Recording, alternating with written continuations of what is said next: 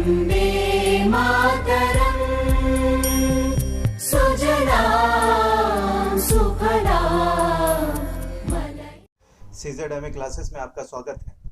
आज हम मध्यकालीन भारत का पार्ट नंबर 3 करेंगे। इसके तहत आज हम लोग खिलजी वंश की शुरुआत करते हैं। खिलजी वंश में शुरुआती दौर हम चर्चा करेंगे। तो खिलजी वंश का जो स्वामित्व रहा वो 1290 से 1320 ईस्वी तक रहा। खिलजी डायनेस्टी में खिलजी अगर वंश की बात करें तो इसकी शुरुआत जलालुद्दीन फिरोज खिलजी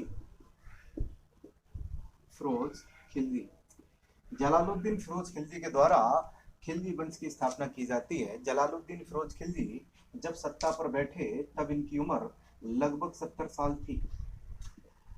इन्होंने कैकूबाद के साथ में मिलकर, कैकूबाद कौन था तो कैकूबाद जब बैठता है गद्दी पे, बलबन के बाद कैकूबाद बैठता है। कैकूबाद जब शासक था दिल्ली सल्तनत में, तब जलालुद्दीन फिरोज खिलजी ने बड़े बड़े ऊंचे ओहदों पर रहकर काम किया था। उसके बाद में जलालुद्दीन फिरोज खिलजी ने 70 वर्ष की उम्र में 1290 ईस्वी में खिलजी वंश की स्थापना कर दी।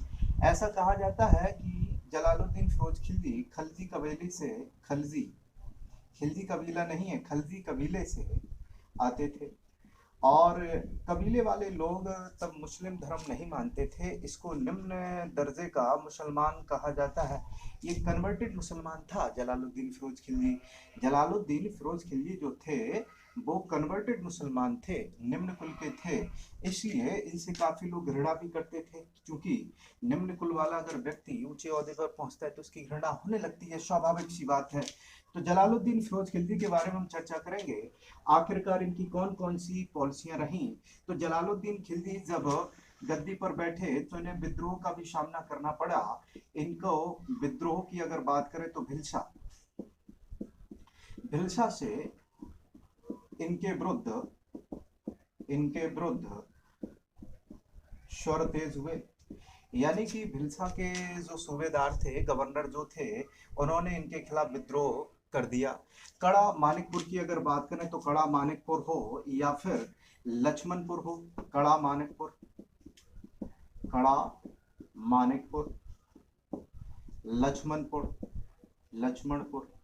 लक्ष्मणपुर को अवध या फिर आज का लखनऊ हम कह सकते हैं।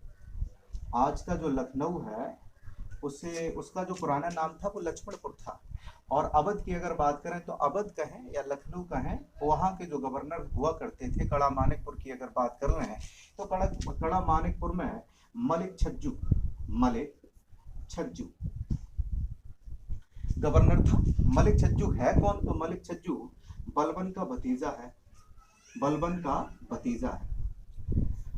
का भतीजा था मलिक छज्जू। और ये चाहता था कि सत्ता पर वो खुद ही बैठे और वो किसी भी प्रकार से सुल्तान बनने में कामयाब हो जाए। कड़ा मानिकपुर जो जगह है इसके बारे में भी हम चर्चा कर लेते हैं। कड़ा मानिकपुर उत्तर प्रदेश में पड़ता है। कड़ा मानिकपुर कहाँ पड़ता है? उत्तर प्रदेश में। कड़ा की अगर बात करें तो कड़ा कौशाम्बी डिस्ट्रिक्ट में है। आज की अगर बात कर लें तो कौशाम्बी डिस्ट्रिक्ट में है। और मानिकपुर की अगर बात कर लें तो ये प्रतापगढ़ में पड़ता है, प्रतापगढ़। अब पुरानी किताबों में ये भी लिखा मिल जाता है कि ये इलाहाबाद का रीजन है। आपसे चाहे इलाहाबाद कहा जाए, इलाहाबाद कहा जाए, या फिर कोई कह दे प्रयागराज, अब तो बदल गया है नाम, तो ये प्रयागराज के करीब करीब की बात है। कड़ा मानिकपुर जो जगह है वो ऐसी जगह है जहाँ गंगा नदी बहती है। ये सब इसलिए हम बता रहे हैं क्योंकि इसकी आगे काफी ज्यादा जरूरत पड़ेगी। कड़ा मानिकपुर जो जगह है वो गंगा नदी के तट पर बसा है। तो कड़ा मानिकपुर में जब विद्रोह हुआ तो इसने जलालुद्दीन फिरोज खिलजी ने, जलालुद्दीन की अगर बात कर लें तो जलालुद्दीन ने यहाँ का विद्रोह दबाया। जब यहाँ का विद्रोह कड़ा मानिकपुर का दबाया और यहाँ के जो सूबेदार थे, यहाँ के जो गवर्नर थे, यानी कि हम बात कर रहे हैं मलिक छज्जू की, मलिक छज्जू को मुल्तान भेज दिया। कहाँ भेज दिया? मुल्तान अपने बड़े लड़के के साथ मलिक छज्जू को भेज दिया। कई लोगों ने जलालुद्दीन खिलजी की इस बात से नाराजगी जाहिर की कि उन्होंने मलिक छज्जू को मृत्युदंड क्यों नहीं दिया। मलिक छज्जू को इन्होंने मृत्युदंड नहीं दिया, इसने विद्रोह किया था। इसके बावजूद भी जलालुद्दीन खिलजी ने मलिक छज्जू को मौत नहीं दी। इसके अलावा जलालुद्दीन ने इसके सम्मान में भोज का आयोजन किया, इसके साथियों को भी भोजन खिलाया, जिससे जलालुद्दीन फिरोज खिलजी को कुछ जो दरबारी थे, कुछ वहाँ के जो अमीर थे, इसको सत्ता से अपदस्थ करने की बात सोचने लगे थे। कहने लगे थे जलालुद्दीन फिरोज खिलजी बूढ़े हो चुके हैं, और कुछ लोग तो इनको कायर भी समझने लगे थे। लेकिन जलालुद्दीन फिरोज खिलजी बड़ा लिबरल व्यक्ति थे, उदारवादी थे, अपने दुश्मनों को बड़े आसानी के साथ माफ कर देते थे। इनकी जो पॉलिसी थी, माफ करो और भूल जाओ, माफ करो, या फिर दूसरा नाम इनको दे सकते हैं भूल जाओ। इस प्रकार के ये व्यक्ति थे जलालुद्दीन फिरोज खिलजी की हम बात कर रहे हैं। तो जलालुद्दीन फिरोज खिलजी ने और क्या क्या किया, तो जलालुद्दीन फिरोज खिलजी ने अपनी बेटी की शादी, जलालुद्दीन फिरोज खिलजी ने अपनी बेटी की शादी अपने भतीजे अलाउद्दीन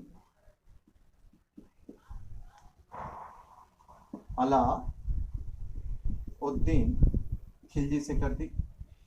सुनने में थोड़ा विचित्र जरूर लगेगा, जलालुद्दीन फिरोज खिलजी अलाउद्दीन खिलजी के सगे चाचा हैं। जलालुद्दीन फिरोज खिलजी कौन है? अलाउद्दीन के तो सगे चाचा हैं, सगे चाचा। छोटे से पालन पोषण अलाउद्दीन खिलजी का फिरोज खिलजी के द्वारा किया गया, जलालुद्दीन फिरोज खिलजी के द्वारा किया गया। तो जलालुद्दीन फिरोज खिलजी सगे चाचा होते हैं अलाउद्दीन खिलजी के। कड़ा मानिकपुर पर जब विजय प्राप्त की, भिलसा पर जब अलाउद्दीन खिलजी ने आक्रमण किया था, तो भिलसा से ये बहुत सारा धन, बहुत अथाह संपत्ति, करोड़ों की संपत्ति अलाउद्दीन खिलजी लूट लाया था, और अपने चाचा को इसने लाखों करोड़ों की संपत्ति दी थी, जिससे जलालुद्दीन फिरोज खिलजी बहुत खुश हुआ। जलालुद्दीन फिरोज खिलजी बहुत खुश हुआ।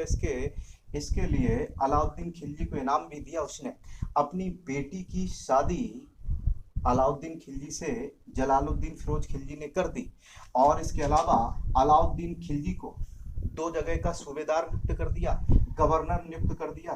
कहाँ कहाँ का गवर्नर नियुक्त किया गया? तो पहला कड़ा मानिकपुर, और बाद में इसे अवध का गवर्नर भी नियुक्त कर दिया गया।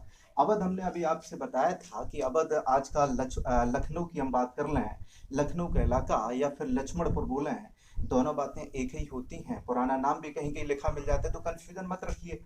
अवध लखनऊ या फिर बात कर लें लक्ष्मणपुर की, तो सब एक ही है।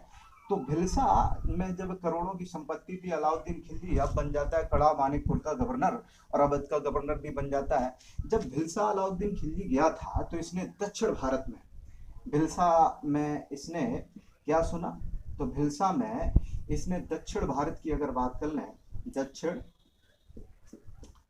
भारत में अकूत संपत्ति की बात सुनी थी, अकूत संपत्ति की बात सुनी थी। अब बाद में अगर हम बात करें, तो जलालुद्दीन फिरोज खिलजी के विरुद्ध में कुछ लोगों ने अलाउद्दीन खिलजी को भड़का दिया। अलाउद्दीन खिलजी से कुछ वहाँ के दरबारी जो थे बोले कि जलालुद्दीन फिरोज खिलजी बूढ़े हो चुके हैं, और वो अपने बेटे को इसके बाद नियुक्ति देंगे। इसलिए अलाउद्दीन खिलजी को मन ही मन किसी लोगों ने, वहाँ के दरबारियों ने भड़का दिया। तो अलाउद्दीन खिलजी अपने चाचा की बिना इजाजत लिए दक्षिण भारत के देवगिरी पर, कहाँ पर, तो ध्यान से सुने, दक्षिण भारत में एक स्थान है, दक्षिण भारत में देवगिरी पर आक्रमण कर देता है, आक्रमण करता है। दक्षिण भारत में देवगिरी पर आक्रमण करता है। तो देवगिरी में शासन था यादव वंश का यहाँ देवगिरी में शासन होता है।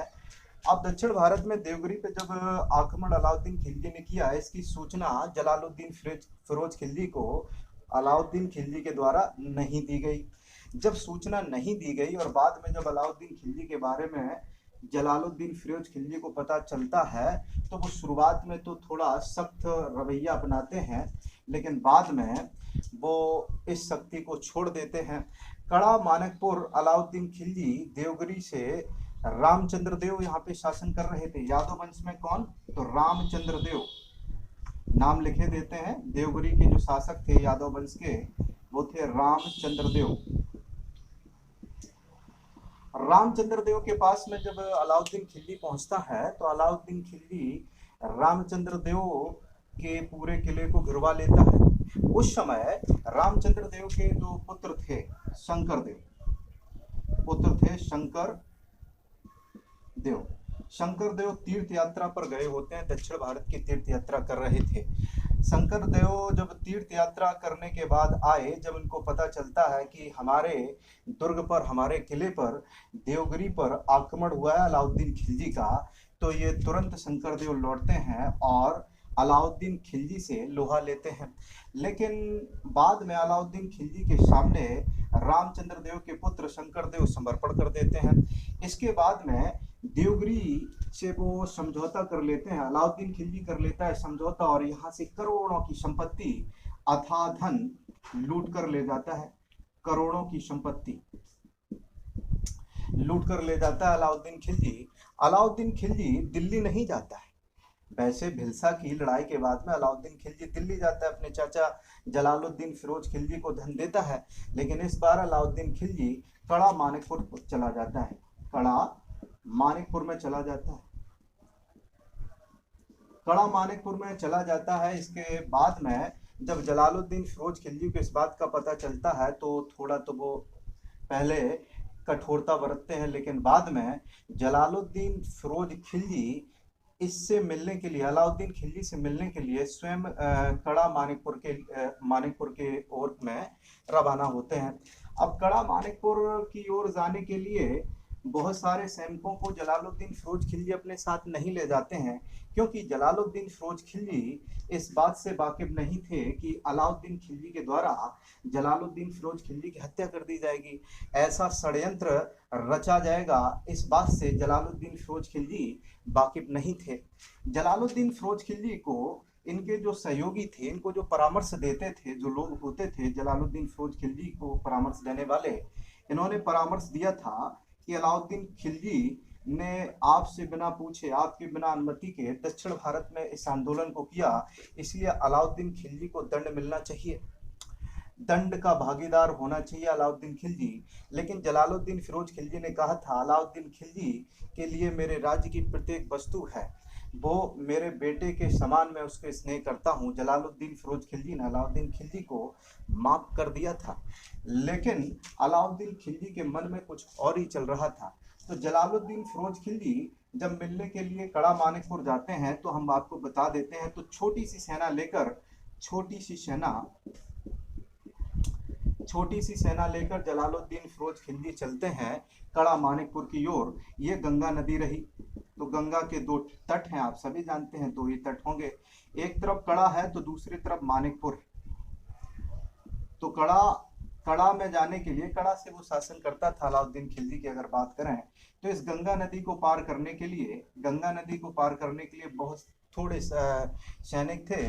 तो इनके साथ में जो व्यक्ति होते हैं, इनको सलाह दी जाती है कि ऐसा करिए, अपने सैनिकों को यहीं पर आप छोड़ दीजिए और आप अकेले ही कुछ सैनिकों के साथ, 2-3 सैनिकों के साथ कड़ा में अलाउद्दीन खिलजी से मिल लीजिए। तो अलाउद्दीन खिलजी से जब मिलने की बात की गई, तो ये अपने निहत्ते, कैसे, तो निहत्ते सैनिकों की मदद से जलालुद्दीन फिरोज खिलजी गंगा नदी को पार करता है। जब गंगा नदी को पार करता है, वहां जैसे ही पहुंचता है और अलाउद्दीन खिलजी को अपने गले से लगा लेता है।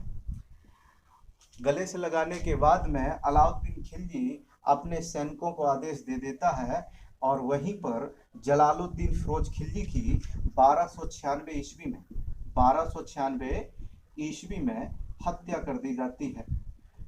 अब हत्या इतनी क्रूर थी जिसका वर्णन करते हुए इसको क्रूरतम हत्या की भी बात कही गई है कि ये बहुत क्रूरतम हत्या थी। इसके बाद में जब जलालुद्दीन फिरोज खिलजी की अलाउद्दीन खिलजी के द्वारा हत्या करवा दी जाती है, तब यह अपने चाचा के सिर को, कौन, जलालुद्दीन फिरोज खिलजी की अगर बात कर लें तो जलालुद्दीन 1296 में इनकी हत्या कर दी जाती है। हत्या इनकी कर दी जाती है किसके द्वारा, तो अलाउद्दीन खिलजी के द्वारा, जो सगा भतीजा होता है और दामाद भी होता है, ये दामाद भी है और भतीजा भी है जलालुद्दीन का। जलालुद्दीन फिरोज खिलजी की हत्या करने के बाद में अलाउद्दीन खिलजी अपने पूरे सूबेदारी में, यानी कि अगर बात कर लें कड़ा मानिकपुर की, कड़ा मानिकपुर और अवध में, पूरे सूबेदारी में अपने चाचा के सिर को भाले की नोक पर रखते हुए घुमाता है। तो ये इसीलिए इसको क्रूरतम हत्या कहा गया है। तो जलालुद्दीन फिरोज खिलजी जब मर जाते हैं, तो जब इनकी पत्नी को पता चलता है कि अब सुल्तान नहीं रहे, उनकी हत्या कर दी गई है, तो फिर तुरंत ये अलाउद्दीन खिलजी, इसकी जो पत्नी होती है, जलालुद्दीन फिरोज खिलजी की पत्नी होती है, अपने बेटे को गद्दी पर बैठा देती है, अपने छोटे बेटे को गद्दी पर बैठा देती है। अलाउद्दीन खिलजी मौके को भांप जाता है, इसके पास में पैसा तो होता है क्योंकि ये देवगिरी के यादव वंश को लूट कर आया होता है। तो ये अलाउद्दीन खिलजी जहां जहां रास्ते में जाता है, जनता को पैसे बांटते हुए जाता है। पैसे इसके पास बहुत सारे थे, धन बहुत सारा था, ये लूट कर लाया था देवगिरी से। तो अलाउद्दीन खिलजी जनता में अपनी पैठ बनाना चाहता है, इसलिए देवगिरी से जो धन लूट कर ये लाया था वो बांटता चला जाता है। और अंत में अलाउद्दीन खिलजी कब्जा कर लेता है दिल्ली सल्तनत के ऊपर, दिल्ली सल्तनत के ऊपर कब्जा कर लेता है और जलालुद्दीन फिरोज खिलजी की विधवा को बंदी बना लेता है। और मुल्तान में जो गवर्नर जलालुद्दीन फिरोज खिलजी का बड़ा बेटा होता है, जलालुद्दीन खिलजी का जो बड़ा बेटा मुल्तान का गवर्नर होता है, उसे अंधा करवा देता है अलाउद्दीन खिलजी, यानी कि अपने सगे चचेरे भाई को अंधा करवा देता है और अपनी सगी चाची को अपहरण कर लेता है और गुलामों की तरीके से रखता है अलाउद्दीन खिलजी। तो इस प्रकार से अलाउद्दीन खिलजी 1296 ईस्वी में दिल्ली सल्तनत पर बैठ जाता है, दिल्ली सल्तनत पर बैठ जाता है 1296 ईस्वी में। ये बलबन के लाल महल में, बलबन के लाल महल में अपना राज्यारोहण करवाता है, यानी कि अपना राज तिलक बलबन के लाल महल में ये करवाता है। 1296 में जब ये बैठता है तो इसके सामने चुनौतियां बहुत थीं। मंगोल आक्रमण लगातार इसके शासनकाल में भी हो रहे थे और जलालुद्दीन फिरोज खिलजी के समय में भी बहुत सारे मंगोल आक्रमणकारी हिंदुस्तान की धरती पर आक्रमण करते हैं। तो 1296 से लेकर 1308 ईस्वी तक लगातार इसने कई आक्रमण देखे। 1296 से 1308 ईस्वी तक इसने बहुत सारे आक्रमण देखे थे। अलाउद्दीन खिलजी की हम बात कर रहे हैं। आगे और भी पार्ट नंबर 2 में हम लोग देखेंगे अलाउद्दीन खिलजी के बारे में चर्चा।